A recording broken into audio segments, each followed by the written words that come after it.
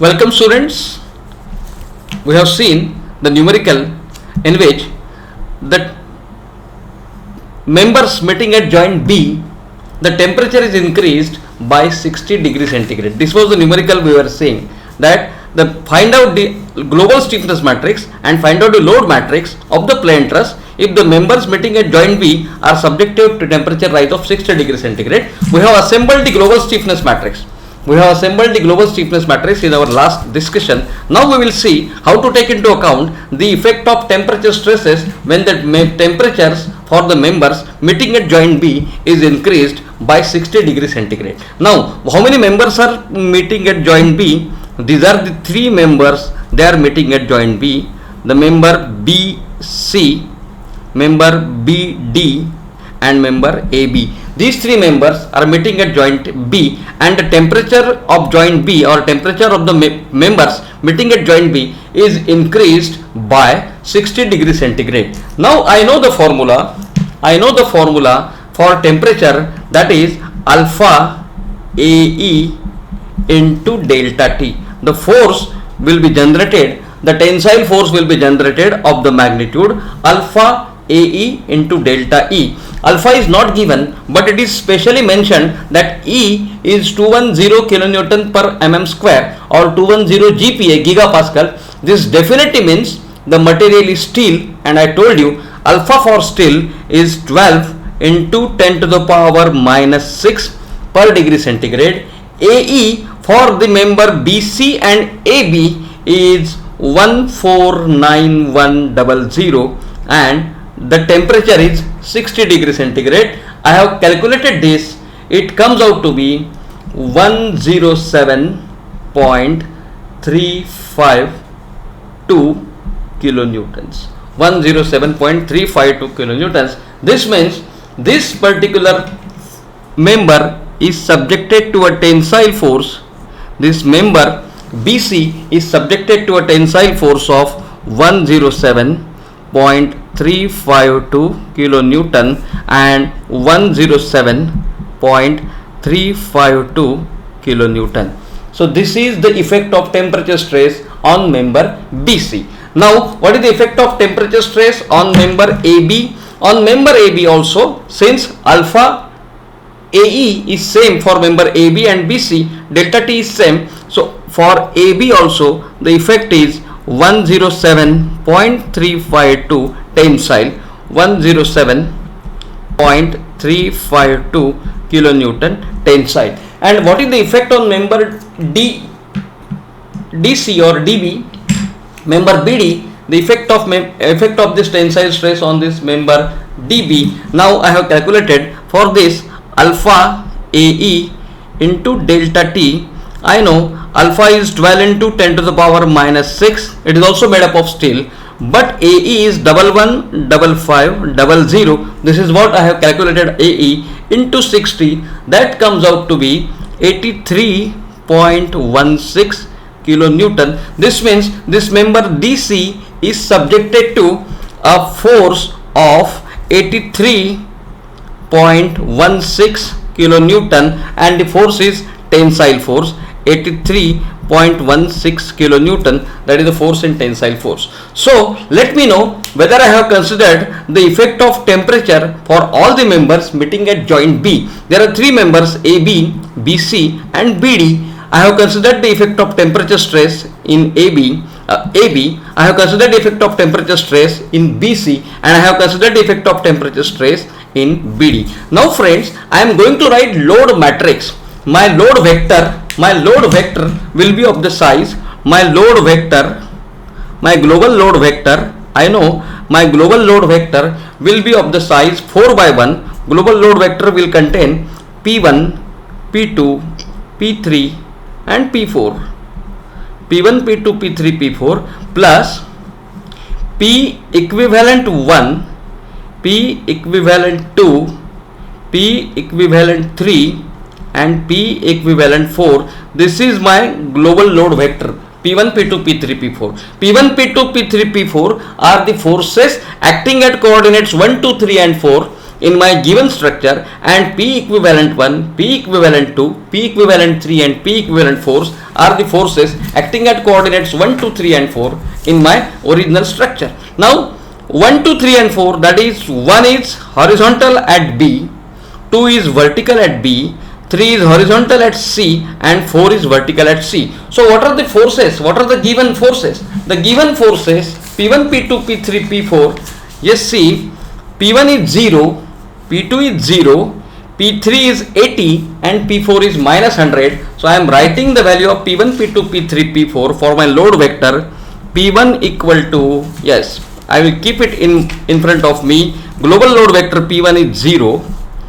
P2 is 0, P3 is 80 because my coordinate and the load they are matching.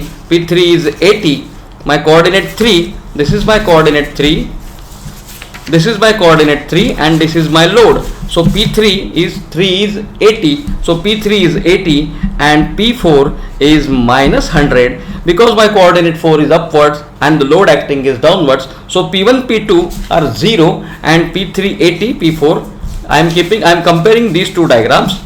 P1 0, P2 0, P3 80 and P4 it is acting upwards whereas load is acting downwards. So P4 is minus 100. This is what is given in my example. So I have written P1, P2, P3, P4 is equal to, so 0, 0, 80 and minus 0. So this vector is 0, 0, 80 and minus 100. Now my P equivalent vector. This is the diagram of changes due to temperature stress. Now my friends, I want the forces acting in the direction of the coordinates, and I know this angle is 45 degrees. 5 meter length and 5 meter length. So tan inverse of 1, that is 45 degrees. So every angle is 40. This is also 45 degrees. Now can I resolve this 83 kilonewton? Can I resolve this 83.16 kilonewton which is acting at an angle 45 degrees with respect to horizontal? If I resolve this 83.16 kilonewton, I am getting the force, equivalent force equal to 58.80 kilonewton and 58.80 because sine 45 is cos 45. 58.80 kilonewton and 58.80 kilonewton in the direction of coordinates. And what are my actual acting forces? This is 107.352 which is already acting, and this is also 107.352 which is already acting at coordinate B, and at coordinate C there is only one force, 107.352. This is at C, this is at B. Now B and C, if I add these two values, I am getting the values equal to 166, this plus this and this plus this, 166.15 kilonewton, and this is also this plus this, 166.15 kilonewton. And at C, these are the forces from BC. I have just resolved this 83.16 in a direction according to coordinates. So this is my final force. This is my final force which is acting towards left. This is my final force which is acting to upwards. And this is the force which is acting towards right. Now can I write P equivalent 1, P equivalent 2, P equivalent 3, P equivalent 4. These are my coordinates. Now how can I write P equivalent 1? P equivalent 1. P equivalent 1. Equivalent force is force due to the temperature stress. Equivalent 1, coordinate 1 is acting towards right, but this force is acting towards left, is minus 166.15. P equivalent 2, equivalent force, C coordinate 2 and this equivalent force is 166.15. P equivalent 3, that is force due to temperature stress. There is a force due to temperature stress, that is 107.352, and P equivalent 4, that is equal to 0. P equivalent 4, because coordinate number 4 is upwards and there is no upward force due to temperature stresses. At coordinate 3, there is a force due to temperature stress. At coordinate 1, there is a force due to temperature stress but in opposite direction, that's why minus. At coordinate 2, there is force due to temperature stress but in the same direction, that's why plus. At coordinate 3, the force due to temperature stress, but at coordinate 4, there is no force due to temperature stress because only joint B was subjected to an increase in temperature of 60 degrees centigrade. So these are my P equivalent. This is my P equivalent matrix. I know P matrix, I know P equivalent matrix, I know P matrix, I know P equivalent matrix. So my global load vector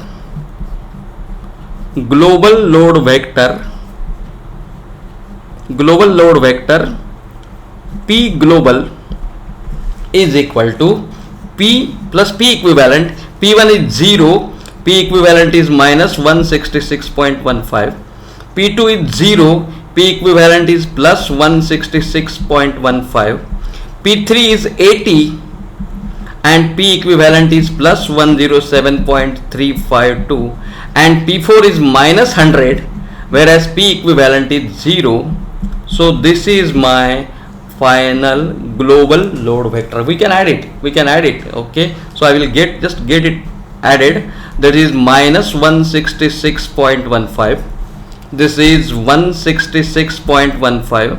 This is 187.352, and this is minus 100. This is my global load vector for the particular numerical, and that is what is asked. Assemble the global stiffness matrix and assemble the global load vector.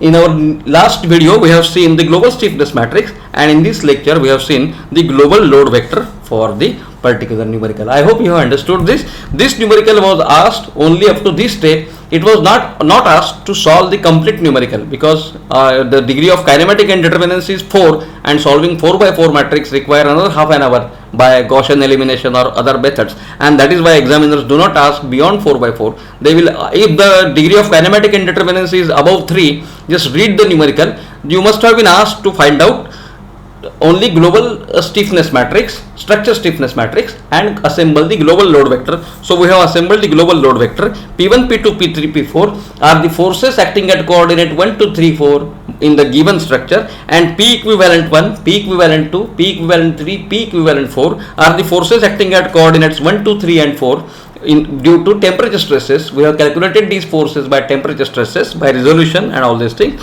So this is by global load vector. I hope you have understood this particular numerical. In our next discussion, we will discuss one more numerical, which is a complex in which temperature stress, lack of fit, as well as it was asked to analyze the structure completely.